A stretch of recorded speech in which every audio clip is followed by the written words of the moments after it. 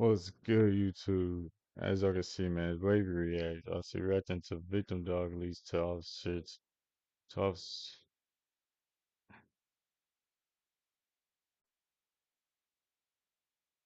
What's good, YouTube? It's Wavy Reacts, man. As I can see, reacting to victim dog leads officer on the dismembered body. Dr. Insanity, man. Not gonna do too much talking, let's get straight into it. I need to get fire, CID, looks like a body that's burning. In the middle of this field lies the burning body of an unidentified woman. Unfortunately for Texas police, whoever did this chose the perfect night to cover their tracks. The body? Yeah. Oh, Jesus. What is this hole right here in the skull? Ironically, perfect storm of the perfect storm of destruction of evidence.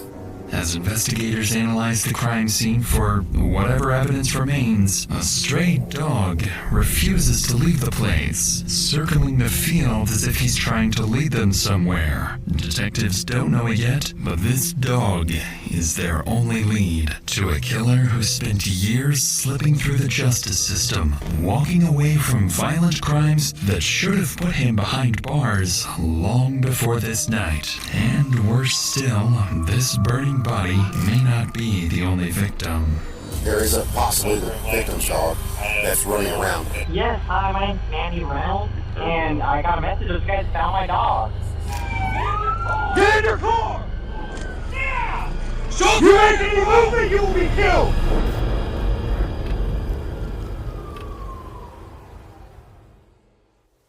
It's approximately 10 p.m. in Robinson, Texas. A violent storm is sweeping through the area when police receive a 911 call about a possible brush fire. But in reality, it would be much more than that.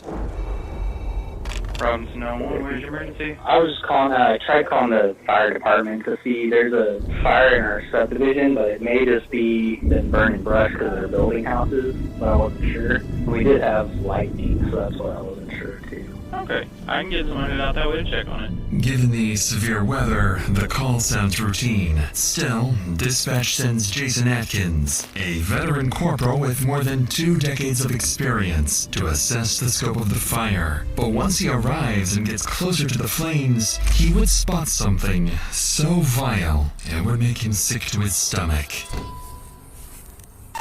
12 to 04.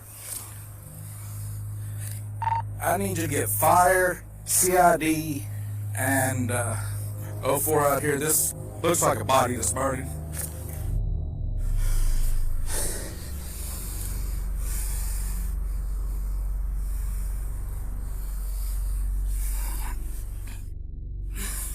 Should I use my fire extinguisher to put it out, or just leave it as it is to preserve any evidence? You can try to put it out, put it out. I can maybe get it put out, but I'll try.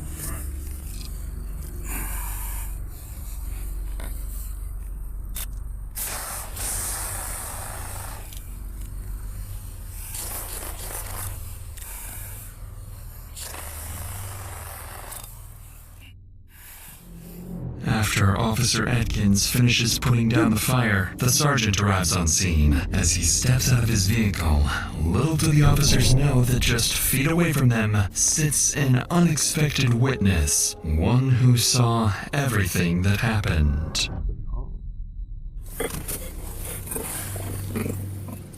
Is it the body? Yeah. Oh, Jesus.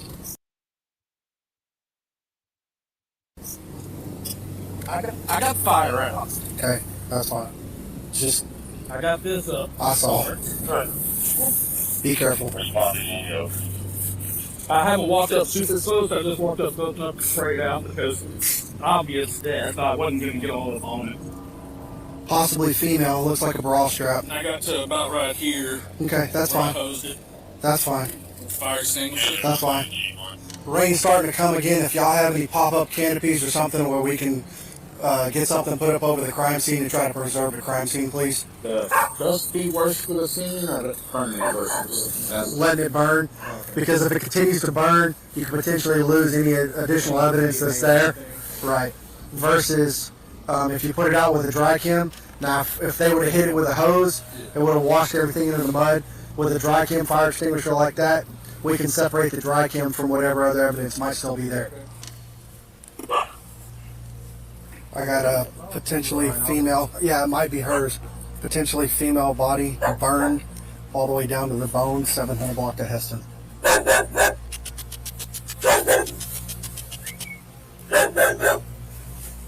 Go ahead and notify and call out animal control. We have a loose dog that's around the scene, potentially, possibly might be the victims. We need to capture this animal. Although Atkins and the sergeant realize the dog may belong to the victim, even they don't yet understand just how instrumental this witness is about to become. By now, several more police officers, firefighters, and Detective Ryan Collins have made their way to the scene, and with rain and thunder refusing to stop, they know the scene must be preserved at all costs. But as they prepare to return to the body, they would come across certain details that would make them question whether whoever did this got incredibly lucky or whether this wasn't their first time. Alright, so I'm not going to have y'all go to the scene. Okay. Since we're here, we're already in the scene. Yep. Corporal Atkins will not be going in the scene, but I will assist Detective Perry in throwing that up. You want us to set it up here so you can just carry. That would be outstanding. That seems That's like the a easiest thing to that's way to be smart. Way to be the smart one. Out of this, or... Come on, think tall thoughts. Yeah. They good, brother? You know me. I told you. That's why he's asking if you're okay. Oh, I'm good. Here. 1, 2. How would you testify in court on the amount of rain that came in between the time? It was a short torrential storm with dime-sized hail. Okay. That lasted about 15 minutes. And Sergeant Hughes was here also? Yes. Okay, so that'll be on y'all's body cams as far as time and all. Okay. Yes. It would drizzle, pour, stop, drizzle, hail, stop, poured, then drizzled and stopped. To top it off, the fire was involved. Ironically, perfect storm of the perfect storm of destruction of evidence. Indeed, with hail, rain, and now fire, properly examining the body will prove to be a nearly impossible task, almost as if someone had deliberately chosen the perfect weather for his crime. 1 hour after the body is discovered, the fire marshal arrives and, together with Detective Collins, prepares to head towards the body in search of the smallest clues that may remain. But unbeknownst to them, every theory they're about to form would play right into the killer's hands, steering the investigation exactly where he wants it to go. But either she's stone knocked out, but I can tell you right now, I can stand next to a campfire and realize when my rear end is getting too hot. And the fact of the recent upticks in the homeless population on running up and down 35, like 16 bodies in Austin. We've had 3 in Waco, and I think there's 10 in Dallas, Fort Worth area. I mean, you look at his torso. Did this say what year the sucker was? I wonder when this came out. It's a small person. Very small. That looks like the very, very cheap heater that you can get. And if she was drunk and or high, did she die? Did she something set fire in the box that then made her that smell? Or did someone come here, find her, goes, oh shit, and then just set the fire? So far, all these theories are exactly what the killer wanted, allowing him to stay one step ahead. But then the fire marshal would notice something that would put them back on the right track. What is this hole right here in the skull? Trauma front? Mm-hmm. Blunt force trauma? Mm-hmm. I'll leave that up to her. You mean? Not my thing. And do you have any concern with that hole in the forehead? So it could be a lot of things. So it could be I still need some of it. that'll come out of the MEs. So Gotcha. the way, but the missing piece of it is what kind of makes me question it. But it's just really interesting because it's right here on the forehead. She said there is decomp. In my opinion, that smells like decomp. And for somebody who strictly deals in dead bodies, I value the opinion. Right, absolutely. because I was over there for some of that conversation. As it looks right now, is we have a homicide. Although not everyone at the scene is convinced, Detective Collins knows this is a homicide, and his intuition would soon be proven correct. More than 3 hours in, and investigators still have no idea who the attacker or even the victim is. Yet, the answer has been sitting just feet away from them since the very beginning. They just need to catch it first. There is possibly the victim's dog that's running around because it kept running up to the body and barking at it. We haven't found it. It took off. She likes your truck. You want to put your tailgate down, see if she'll jump in it? Maybe the owner was a truck person, had a pickup.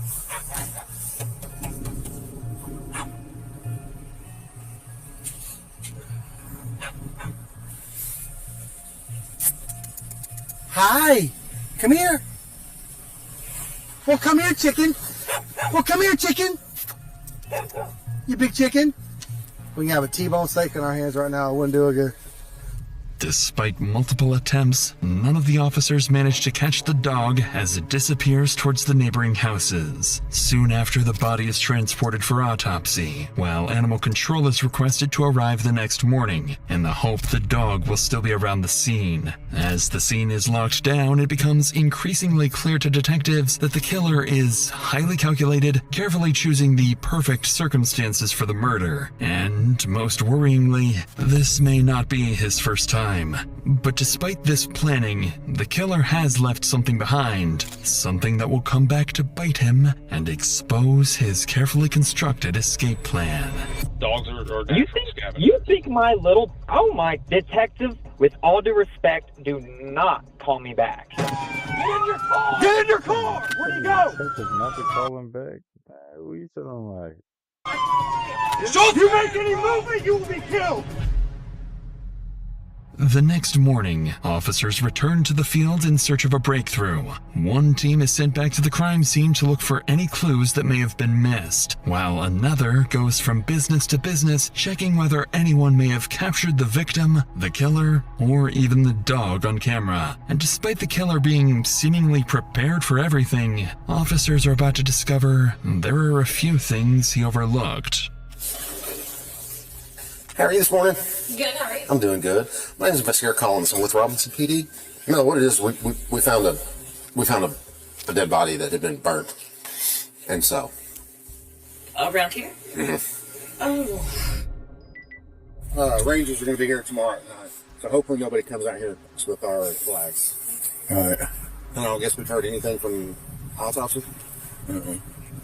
At 2 o'clock, they weren't even there. Oh, really? Yeah. We're literally, when I leave here, I'm going to Pilot, going to McDonald's, going to Rush. I'm going to every business to see if they have Oh, yeah. finished. So, Yeah, of course. I mean, we're literally just kind of treading at this point. So you burnt the dog, too? No. I think some of these ring cameras are going to be our freaking saving grace. I hope so, man. At least getting a vehicle coming in. I cannot believe that dog belongs to. What are the chances? It just hangs around. What time is that at? That caught me, so it says, what, 2033? So that's 8:30? And he's kind of, that's one thing I got that looked weird.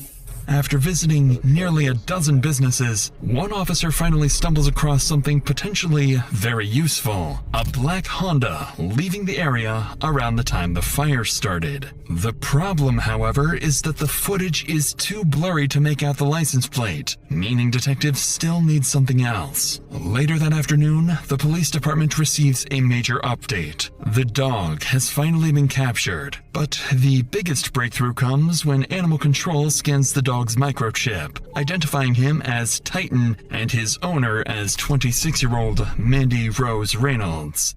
Listed alongside Titan's contact information is Mandy's address, located over 100 miles from where her body was found. And when they look Mandy up, her appearance matches the little information officers already know from the scene, that the victim is a young woman of small stature. With this, officers decide their next step is to conduct a welfare check. So they head to her apartment in San Marcos. But when officers arrive, the person who opens the door isn't who they expect. But before we get to that, lately I've been paying way more attention to where my money actually was.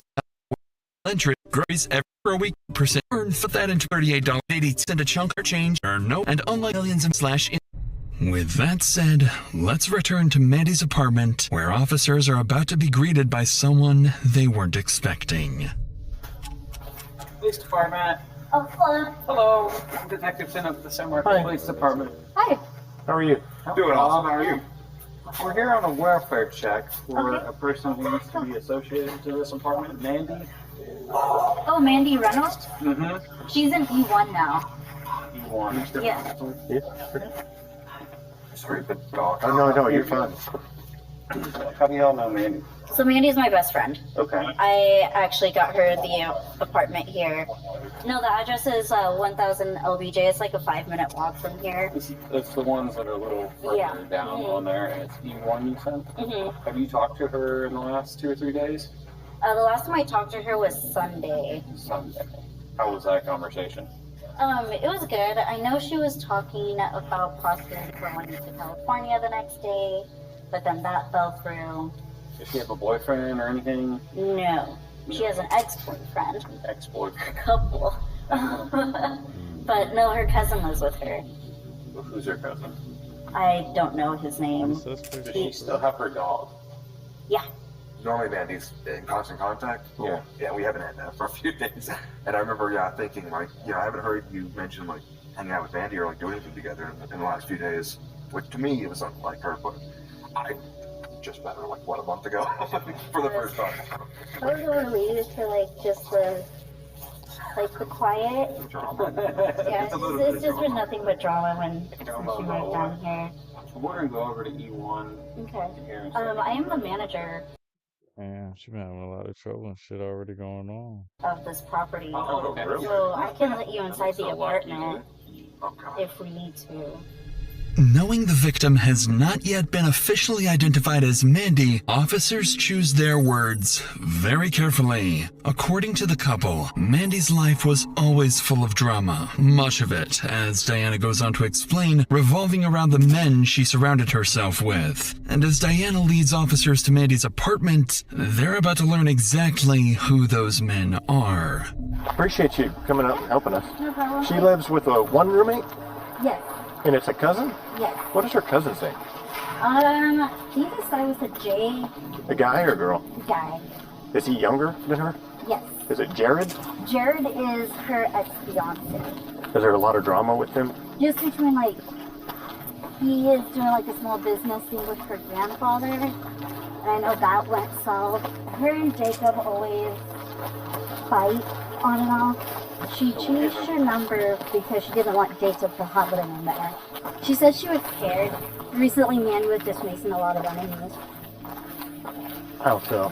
Like dissing her ex in Kansas. Thanks to Diana, officers have just uncovered 3 potential suspects. Jared, Mandy's former fiancé, with whom she shared 2 dogs, including Titan. Jacob, an ex-boyfriend she had been trying to avoid after they split on bad terms. And finally, her cousin, who had been living with her for the past month. Police know they'll need to look into each of them more closely, unaware that one of these suspects is already tied to another alleged homicide. But when officers finally reach her apartment, they still have no idea who or what is waiting for them on the other side of the door. Sorry, I'm asking you a million questions and forgetting a lot of stuff, but her cousin that she lives with, what was his name? I don't know. Okay. I don't want to spook him if you think he'll answer. Or I don't think she's home. Moved out of here? Station doesn't feel weird. Unless if she packed everything up. Is it like usual for her to do stuff like this, or does this seem bizarre? I know she was unhappy the past couple of weeks and she kept like talking about moving. But yeah, on Sunday she was unloading everything. That's my way. Is this just a 1-bedroom or 2-bedroom? Just a 1-bedroom.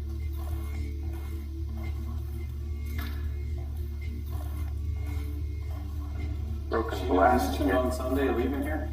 Nope. Because she was staying last time I talked to her. There's a broken glass in that tub, it looks like. It's just strange. Her dog is somewhere different. I mean, I guess we could have asked you if she would have answered your phone call if you had called. I tried calling her and I went straight to voicemail. The last time she did this was when she was moving here. Just really concerned. It's like getting stranger and stranger. And obviously, if she would have answered you, I would have been fine. You mind if I take a picture? Yeah. But it's just like, she's moved out of here. Strangely, officers discover Mandy's apartment has been completely stripped out, yet there are no signs of a struggle, no blood, and no evidence that a crime had taken place. Still, to both Diana and the deputies, something doesn't add up. Shortly after midnight, officers leave the apartment and head back to the station to review everything they've learned. But before long, they receive a call from the medical examiner confirming what they had feared. Through dental records, the body is definitively identified as Mandy Reynolds. She suffered a single gunshot wound to the head, inflicted sometime before her body was set on fire. With one of the investigation's 2 biggest questions answered, detectives finally begin gaining some momentum. The following morning, as investigators begin pursuing leads that could identify Mandy's killer, one of those leads, unexpectedly, comes to them. Robinson Police. Yes, hi, my name's Mandy Reynolds, and I got a message that you guys found my dog. Oh, perfect. Let me put you on just a brief hold here. Give me 1 moment, and I'll get you with the person that can help you. Awesome, thank you.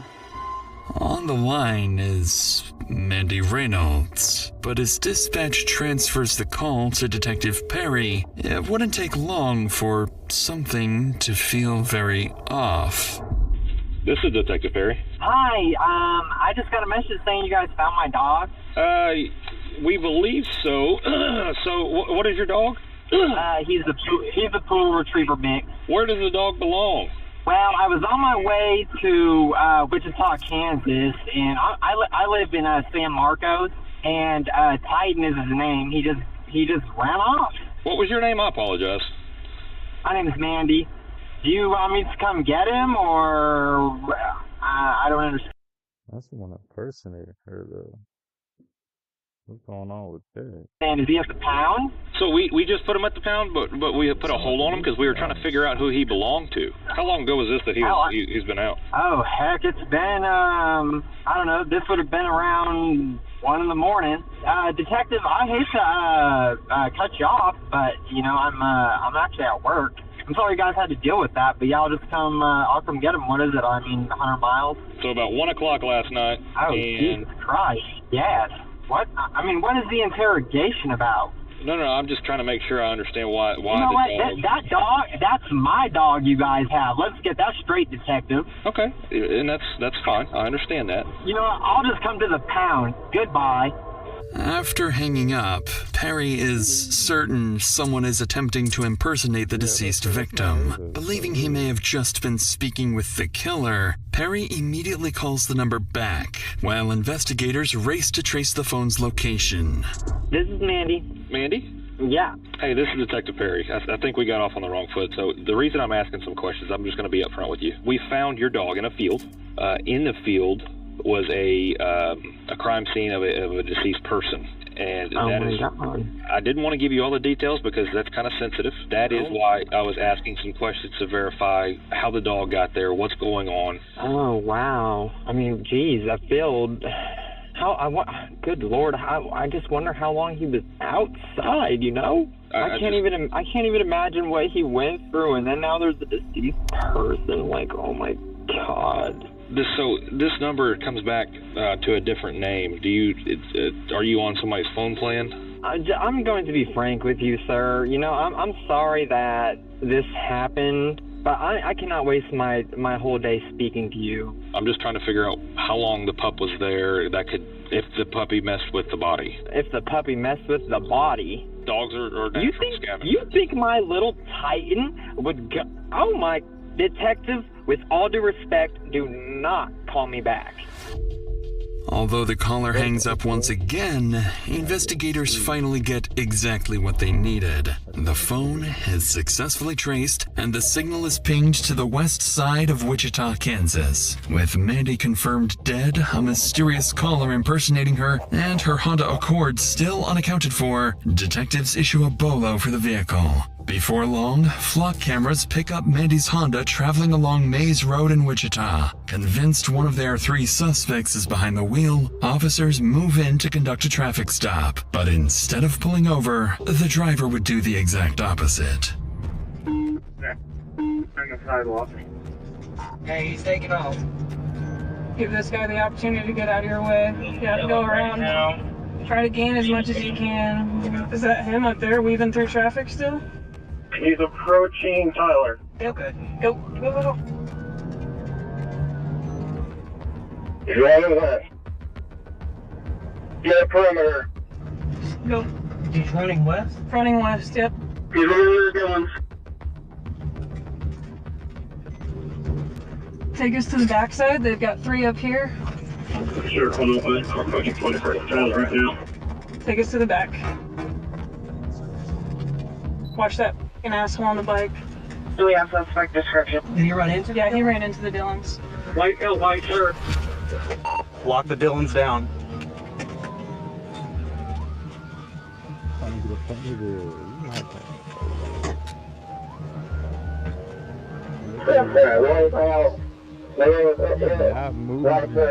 After the suspect hides inside the store, officers outside quickly begin surrounding the building. With dozens of innocent people potentially in his line of fire, they draw their weapons and prepare to move in. Get in your car! Come out! Come out! Come out! Come out! Come out! Hey, my man, get your family out of here. You're fine. He said go. Let's go. Hey! Come here! Come here! Where'd he go? You didn't see him? Didn't see him. Yeah.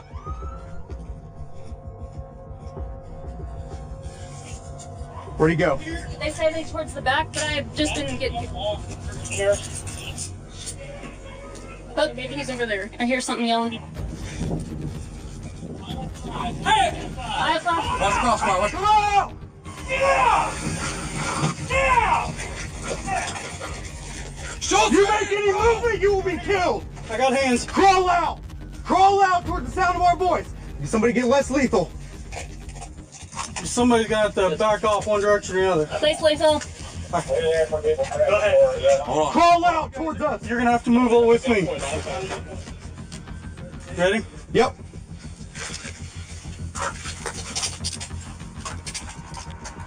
Ball mount. 283, clear the air. 1 in custody. In less than 4 minutes, officers finally locate the suspect hiding inside a store shelf. As they move in to arrest him, they notice he's drifting in and out of consciousness, leading them to suspect he's under the influence of drugs. Despite his condition, officers manage to identify him as one of the 3 suspects connected to Mandy, her cousin, Derek Digonault. Believed to be suffering from a drug overdose, Derek is taken to the hospital where he's treated overnight. During this time, investigators begin digging into his background, and what they uncover is deeply concerning. Not only does Derek have a lengthy criminal history, including aggravated assault and burglary, but he's also wanted in connection with another homicide. Just weeks earlier, his girlfriend, Shanoa Hansel, had been found dead in a ditch under mysterious circumstances. Investigators now realize they may be dealing with someone far more dangerous than they anticipated, and under no circumstances can they afford to let him back out onto the streets. The next morning, Derek is transported to the Sedgwick County Jail for questioning, where detectives need to figure out his role in not 1, but 2 homicides. Hey, Derek. Detective Chisholm, this is Sergeant Hardy. What's that one, sir? Which one were you? The big one on your arm there. Family Forever. Family Forever. Okay. You feel like you have a pretty good handle of what's going on, why you're here, why we want to talk to you? I'm just trying to make sure you're in a position where you can answer questions. I fully understand my situation. I'm not exactly sure why you guys want to talk to me, unless it has to do with Shanoa. And besides that, no. I am the detective that's been investigating Shanoa's death. Shanoa's your girlfriend, right? And Shanoa was my best friend for 2 years, just since I was released from prison the first time. So pretty much January goes by, man, and me and Shanoa, we're not talking. Like, we might be here and there. Like I said, it's beyond repair. It's gone, and I'm okay with letting like I'm not about to go do my life in prison over a female. I told, and last thing I said to Shanoa, man, I'll be myself. I said, you leave, don't come back.